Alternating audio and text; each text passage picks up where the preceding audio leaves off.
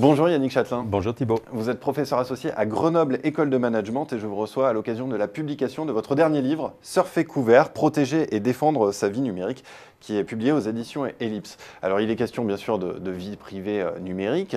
Est-ce que vous pouvez nous rappeler en préambule pourquoi cette vie numérique, elle est indissociable aujourd'hui et depuis toujours de la démocratie ?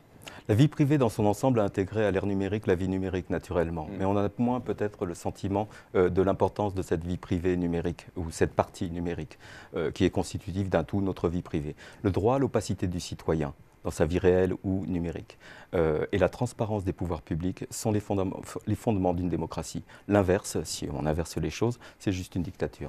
Alors, votre livre, il tombe à point nommé dans l'actualité, puisqu'on est en plein débat sur la loi renseignement, ou loi sur le renseignement.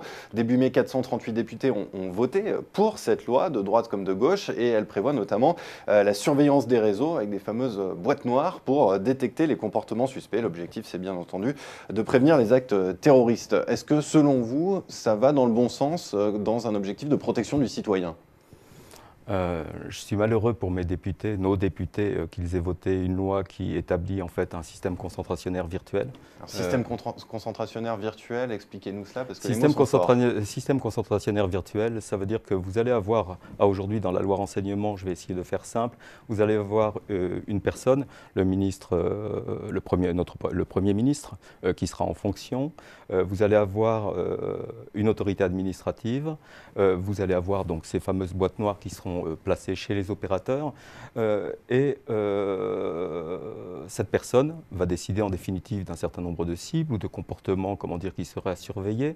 L'autorité administrative va donner son avis, mais derrière, le juge judiciaire est exclu. Il est exclu de la boucle. Il est exclu de la boucle. Je rappelle que le juge judiciaire est garant de nos libertés individuelles.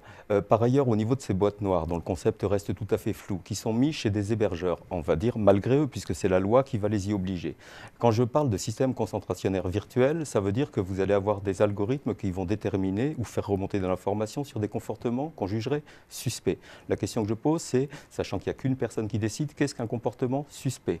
Le fait de mettre toute une nation avec cette idée que quelque chose nous surveille sur des comportements suspects va générer peut-être des comportements qui relèveraient d'une forme d'autocensure. Je ne doute pas du côté républicain de la situation dans laquelle notre configuration actuelle est. Est-ce que la roue peut tourner ? Est-ce qu'une personne ayant les pleins pouvoirs pourrait déraper, dériver ? Est-ce que poster demain une critique dans un forum contre une gouvernance sera considéré comme suspect ? Je rappelle que le décret, par exemple, le délit d'opinion et d'appartenance avait été un décret qui avait été fait par la gouvernance de Vichy, visant à pourchasser notamment les gaullistes, les francs-maçons, les communistes et d'autres encore. Donc voilà, de conférer une sorte d'ambiance paranoïaque avec quelque chose qui serait censé nous surveiller sans qu'on en connaisse les tenants et les aboutissants, et quand bien même on les connaîtrait, les tenants ou aboutissants, c'est juste inacceptable dans une démocratie. Néanmoins, cette loi, elle intervient quelques mois après les attentats contre Charlie Hebdo, à Montrouge, et puis également contre l'hypercachère de la porte de Vincennes. Est-ce que cette loi renseignement, elle aurait permis d'éviter ces attentats ? Alors, d'abord, si on l'avait adopté avant. Tout d'abord, vous avez tous les acteurs de tous ces actes odieux étaient connus du renseignement. Ils étaient déjà surveillés. Ils étaient déjà surveillés. Donc, qu'on ne vienne pas me dire que la loi renseignement aurait empêché quoi que ce soit. Mais là, on va pas pour la bonne et simple raison. Alors là où on ne va pas plus loin, c'est que d'une part, ça ne protège pas le citoyen, et par ailleurs, ça ne protège pas et ça met en danger la démocratie. Quand je dis que ça ne protège pas le citoyen, je vais prendre un exemple très clair. Si vous parlez à quelqu'un qui n'y connaît rien en technologie, que vous lui dites, on va bloquer les sites djihadistes ou des sites jugés, non convenables. Non convenables. Par qui ? Par une seule entité, je rappelle, pas par le judiciaire, par une seule entité qui décide donc du bien et du mal. Vous êtes bien d'accord ? Derrière, on va vous dire, on va bloquer. La personne qui n'y connaît rien en technologie va dire, oui, c'est une bonne idée. Et moi, je vais vous dire, non, c'est une mauvaise idée. On va dire, mais Yannick Châtelain, vous avez une morale parfaitement douteuse. Non, je vais vous dire la chose suivante. Quand on s'amuse à bloquer des sites, comme on l'a fait au niveau, par exemple, d'Adopi, on génère un nombre de personnes qui se mettent sous une fausse adresse IP, donc identité numérique, pour pouvoir contourner les blocages. C'est à la portée, c'est très simple de le faire. Donc derrière, le renseignement perd de l'information. En plus, on crée du faux positif. Des gens qui ne sont pas du tout douteux, qui auraient ces boîtes noires suspectes, se mettront, et se cacheront pour protéger leur vie privée qui est un droit fondamental. ça fait partie des droits de l'homme, un droit fondamental.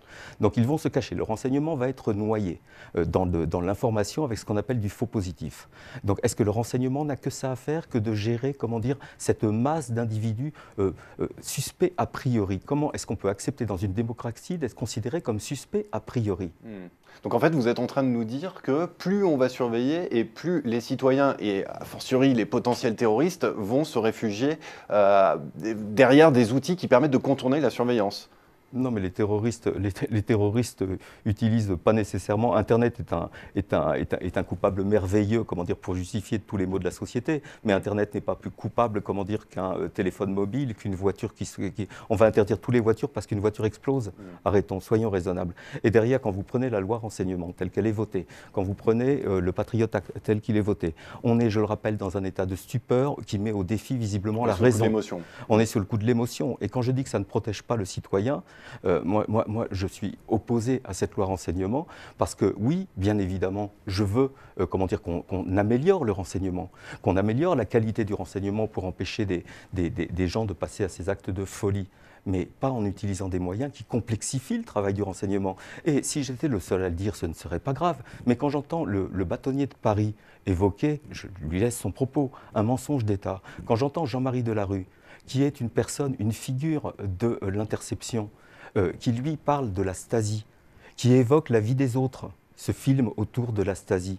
Je ne pense pas qu'on puisse les traiter ni d'amateurs, ni de crypto-anarchistes, ni disqualifier leurs propos. C'est que le moment est grave. Je regrette que ces 438 députés aient voté cette loi renseignement en l'état, sans s'être posé des problèmes qui ne sont pas des problèmes d'ordre simplement technologique, mais d'ordre aussi peut-être un peu plus philosophique par rapport à qu'est-ce qu'est une démocratie.